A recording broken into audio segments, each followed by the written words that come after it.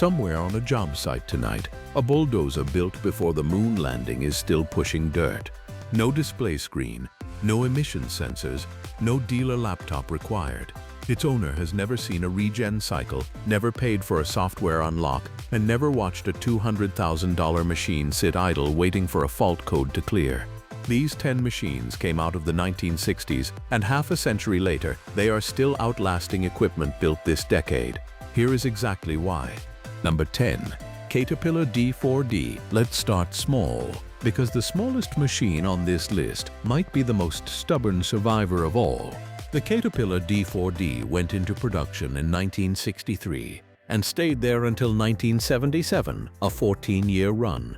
It replaced the D4C, and it carried Caterpillar's D3 34-cylinder diesel, an engine in the 65 to 75 horsepower class depending on configuration and serial brake. Operating weight sat in the 12 to 15,000 pound range for a bare tractor, more with a blade and canopy hung on it.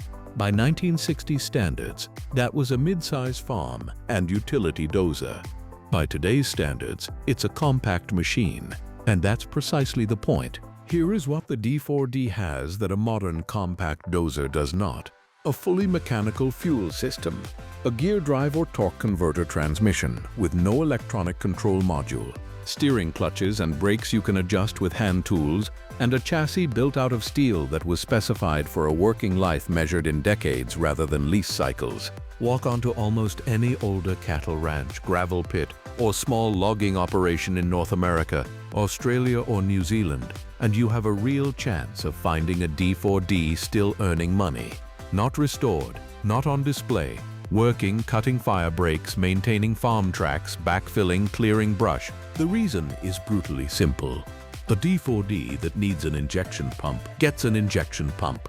A modern equivalent that throws a sensor fault may need a diagnostic session, a proprietary interface, and a part that only exists inside one supply chain. The D4D's owner doesn't need permission from anybody to keep it running. Does the modern machine move more dirt per hour? Yes. Does it move more dirt per dollar spent over 40 years? On a lot of small operations, the honest answer is no. That's the whole thesis of this video. And the D4D is the smallest, purest example of it. Number 9. John Deere 450. Introduced 1965.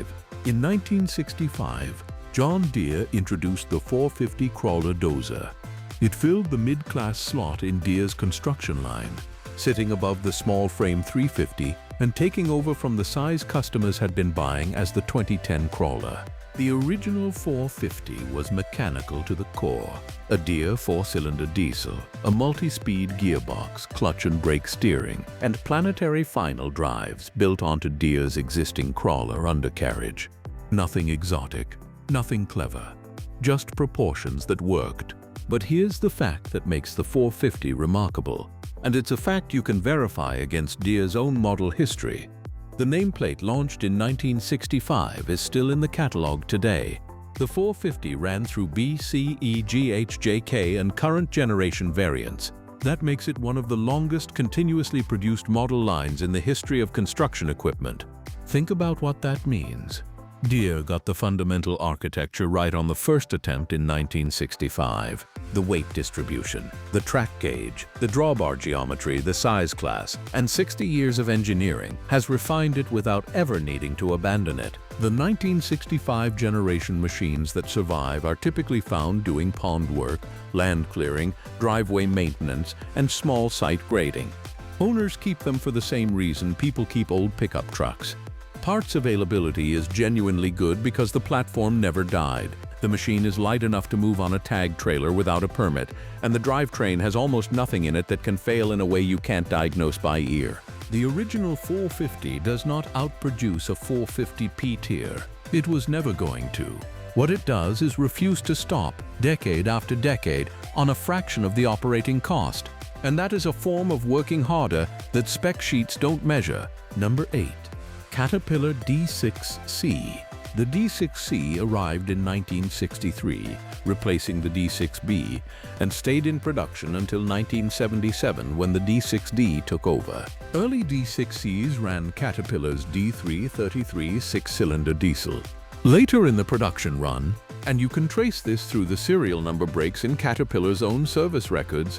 The machine transitioned to the 3306 engine, and horsepower was lifted to around 140. Operating weights ran roughly in the 26,000 to 33,000 pound range, depending on whether you're looking at a bare special application tractor or a fully equipped dozer with Oprio absent ripper. The D6C matters because of where it sits in the size chart. It is big enough to do serious work, real land clearing, real road building, real pipeline padding, and small enough that a single contractor can own one, transport it, and afford to keep it. That combination made the D6C one of the most widely distributed track-type tractors on Earth. And because Caterpillar built it for 14 straight years with continuous incremental improvement rather than clean-sheet redesign, the parts ecosystem around it became enormous. Undercarriage, final drives, steering clutch components, blade cylinders, injection components, all of it is still supported by an aftermarket that has had 60 years to mature. There's a second, less obvious reason D6Cs endure. The torque divider and power shift versions gave operators the ability to work the machine hard without destroying a dry clutch, while the direct drive versions gave owners a driveline with almost nothing in it to fail. Buyers got to pick which trade-off they wanted. Modern machines rarely give you that choice. You will find D6Cs today in forestry in the Pacific Northwest, in agriculture across the American Midwest and Australia, and in second and third world contracting fleets where a machine that can be fixed in a field shed is worth more than a machine that needs a technician. Number 7. Allis-Chalmers HD16. Allis-Chalmers is a name a lot of younger operators have never heard. And that's a shame, because in the 1960s, the company was one of the most genuinely innovative builders in the industry. The HD16 was produced from 1958 through 1970. It carried Allis-Chalmers 16,000 series engine, a big-bore 844 cubic inch 6, rated in the range of roughly 163 to 183 horsepower at 1600 to 1750 RPM depending on the variant. Bare tractor weight was around 34,500 pounds with the standard transmission and 20-inch pads, rising to about 35,700 pounds with a torque converter and 24-inch pads. Add a canopy, blade, and ripper and you're pushing well past 40,000 pounds. Those numbers tell you something important. Look at the RPM figure. 1600 to 1750. That is an extraordinarily low revving engine by any standard. And it is the single biggest reason these machines survive. Low rotational speed means low piston speed, low bearing loads, low wear rates, and enormous thermal margin. An 844 cubic inch engine making 180 horsepower is loafing. A modern engine making the same horsepower from half the displacement at twice the RPM is working 3 times as hard for the same output, which is exactly why it needs precision cooling, precision fuel control, and precision emissions management to survive. Allis-Chalmers also deserves credit that history has largely forgotten. The company was first to market with a torque converter on a track-type tractor, first with lifetime sealed track rollers and idlers, and first with sealed and lubricated track chains. Every one of those became industry standard. Allis-Chalmers got there before everyone else. The catch, and it's a real one, is parts. Allis-Chalmers construction equipment merged into Fiat Allis in the mid-1970s, and the brand eventually disappeared. Undercarriage components for HD series machines can be difficult, and owners often adapt Caterpillar sprockets and rails. Surviving HD16s tend to be owned by people who are mechanically self-sufficient, which, honestly, is another reason they're still running. Number 6. Komatsu D80-A. This one is on the list for a reason that has almost nothing to do with horsepower.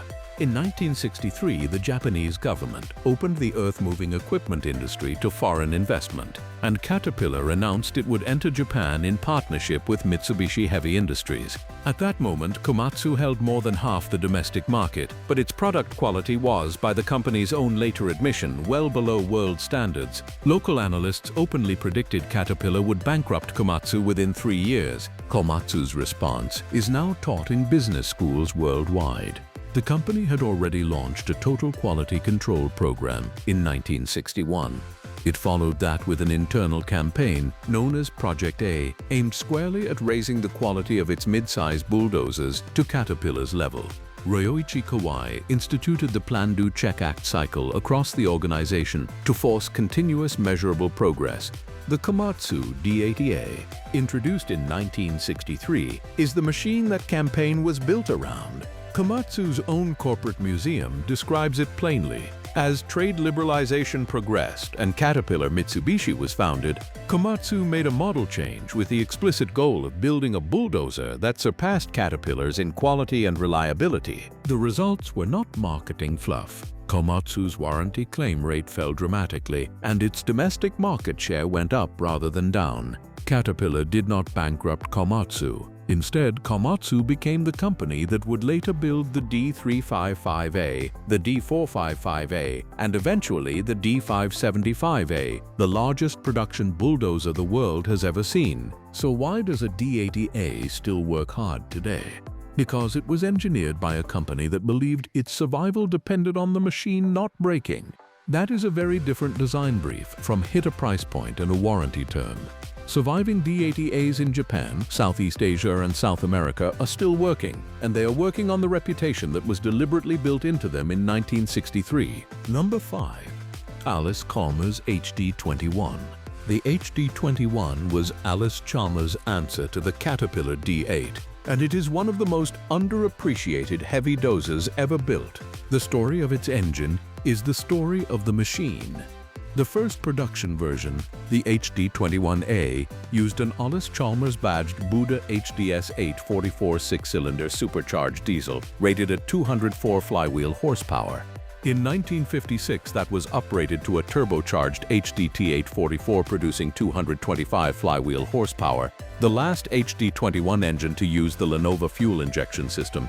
Then, in 1959, came the machine's defining change. The first true Allis-Chalmers engine, the 225 horsepower model 21000. That engine remained standard until it was replaced by the Series 2 unit in 1967.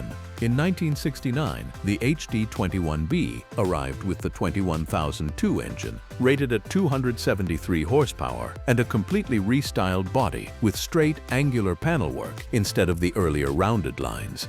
So across the 1960s, you had a machine in the 225 to 273 horsepower class built on a chassis that had already been proven for a decade, with tested drawbar figures in the 135 horsepower range, built at Springfield, Illinois. The HD21 was exported heavily. In New Zealand alone, dealer Cable Price is estimated to have imported over 70 machines of various types, mostly through the 1950s and 60s, going to land development companies, forestry operations, and civil contractors. Some of those machines can still be found working today, 60 years later, on the far side of the planet from where they were built. What makes an HD21 last? Enormous engine displacement running at low speed, a heavy cast and fabricated frame, and a design philosophy that assumed the machine would be rebuilt rather than replaced. Allis-Chalmers designed for the rebuild. That single assumption changes every component decision an engineer makes. Number 4. International Harvester TD25 TD25. B. International Harvester's TD25 Series 250 entered production in 1959, replacing the legendary TD24. It was larger, heavier, and more powerful than the machine it replaced, and it introduced a genuinely advanced piece of engineering, the International DT817, a turbocharged 6-cylinder diesel with 4 valves per cylinder. Read that again. 4 valves per cylinder. In a 1959 bulldozer engine, the gear drive version used a 4-speed synchromesh transmission with 2-speed tracks, giving 8 forward speeds, carried over from the TD24. Rated output was 230 net horsepower, putting it directly against Caterpillar's 235 horsepower D8H with its 6-speed manual. Bare tractor weight was in the 45,000 pound range. In 1962 came the TD25B, with horsepower lifted from 230 to 240, plus refinements to the hood and radiator guard sheet metal.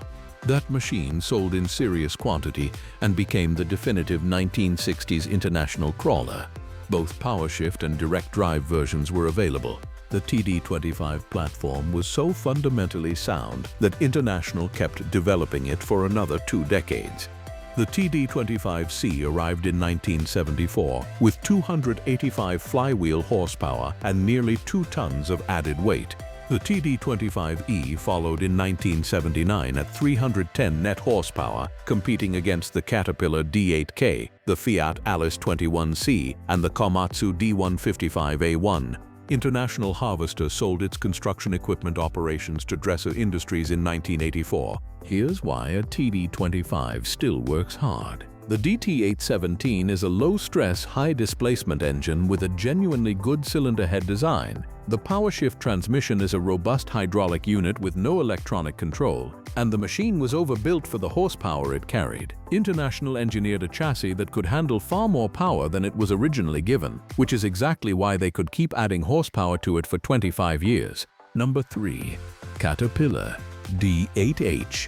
If you had to name one bulldozer that defined heavy construction in the 1960s, it would be this one. The D8H was introduced in 1958 as a complete redesign. It brought a wider 84-inch gauge, a solid equalizer bar replacing the multiple spring-type bars used on every previous D8, hydraulically actuated steering clutches, and a turbocharged version of Caterpillar's D342 engine, initially rated at 225 flywheel horsepower. The first machines released were the direct drive 36A series and the torque converter 35A series. In 1959, Caterpillar introduced the 46A series with a 3-speed forward and reverse power shift transmission built in-house, a first for the D8 line. Then came the power progression, and the serial number records documented precisely. In 1961, the D342T was raised to 235 flywheel horsepower across all versions. During the 1966 production year, at serial number 36A04649, output was lifted again to 270 horsepower. By 1970, the 46A and 48A machines were running 280 horsepower. Production of the 36A series ran from serial number 00122 in 1959 through serial number 05722 in 1974. 16 years. One basic machine. Continuous refinement.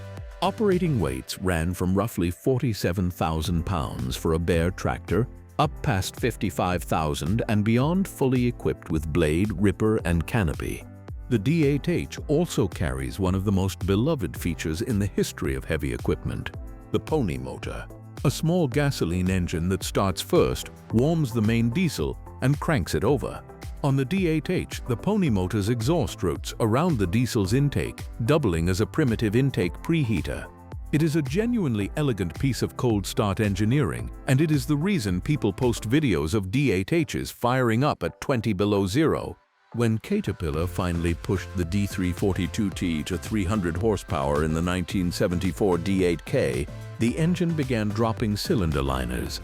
Engineers partially fixed it with a spacer plate between block and head, but the D342 had reached the end of its development.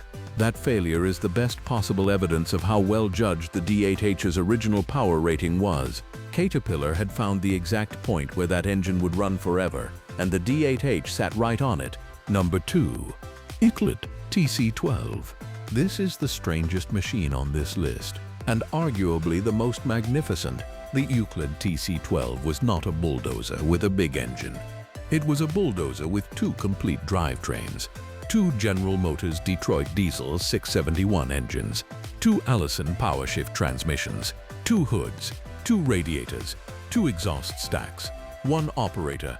The TC-12-2, introduced in 1958, had each 671 rated at 227 flywheel horsepower at 2100 RPM, giving a combined 454 flywheel horsepower and 1,212 pound-feet of torque. Each engine drove one track through its own Allison CRT 5531 3-speed transmission, and that architecture produced something no conventional dozer could do.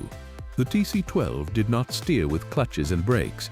It steered by independently controlling 2 transmissions. Want to turn left? Put the left transmission in neutral and the right in first forward. Want to counter-rotate on the spot? One transmission forward, the other in reverse. You steered a 70,000-pound machine with gear selection. In 1966, Euclid renamed it the 8280 to bring it in line with the 8230 and 8240. In 1968, following the U.S. Justice Department antitrust ruling against General Motors, the Euclid earth-moving line, everything except the haul trucks, was rebranded Terex. The name came from Terra and Rex, king of the earth. Total production of the TC-12 and 8280 combined was just under 1,000 machines, with sources placing the figure around 901 units. Production ended in 1974, when the single-engine Terex 8250 took over. Now, the honest part. The TC-12's complexity was also its weakness. Kept in genuine good repair, it was extraordinarily productive at ripping and dozing. Neglected, repair costs became crushing. It also had to be split into two halves for highway transport, though Euclid's engineers made that deliberately simple: block the two chassis, remove the crossbeam. So why is it on a list about working harder? Because the survivors, and there are working, restored TC-12s appearing at shows like the Western Minnesota Steam Threshers Reunion are proof of concept. Redundancy. Lose one engine, limp home on the other. No modern dozer offers that. Not one. Number 1. Caterpillar D9G. And here it is. The machine that earned the word legendary, honestly. The Caterpillar D9G entered production in 1961 and stayed there for 13 years, until 1974. It superseded the 335 horsepower D9E and was itself replaced by the uprated D9H. The specification: 385 flywheel horsepower from Caterpillar's D353 six-cylinder diesel, 1,473 cubic inches, roughly 24 liters, turbocharged with an aftercooler, driving a 3-speed power-shift planetary transmission. That engine ran at genuinely low RPM, which is a large part of why it lasted. Bare tractor weight was in the 64,000-pound range. Working weights went considerably higher. For most of the 1960s, in most countries outside the United States, the D9G was simply the biggest machine anyone was likely to encounter. In the UK, it dominated open-cast sites and quarries, stripping overburden, pulling towed scrapers, and push-loading motor scrapers with the Cat 9C cushion blade. But the D9G's most extraordinary chapter is what people did with two of them. In 1965, West Coast businessman Buster Peterson coupled a pair of D9Gs together to push-load the largest wheel tractor scrapers ever built. It worked so well that in 1968 Caterpillar bought the rights to the concept and produced it themselves as the D9G, D for dual D9G. Two D9Gs, 770 combined horsepower, one machine. That is a 1960s bulldozer so fundamentally over-engineered that you could bolt two of them together. Double every load path through the design, and it held. The D9G's legacy is still in service today in a way no other machine on this list can match. The Caterpillar D9 platform lineage runs unbroken from the D9G through the D9H, D9L, D9N, D9R, and current D9T. And D9G and D9H machines themselves are still working in demolition, in quarries, in forestry, on land clearing contracts across Africa, South America, the Middle East, and Australia. There is a saying among old-school operators: a D9G doesn't wear out, it gets rebuilt. 60 years of evidence says they're right. Which one would you put at number 1? The D9G, the twin-engine Euclid, or does your local hero not even appear on this list? Tell me in the comments. And if you've actually run one of these, I want to hear it, because the people who operated them know things no spec sheet records. If this was worth your time, subscribe. There's more where this came from.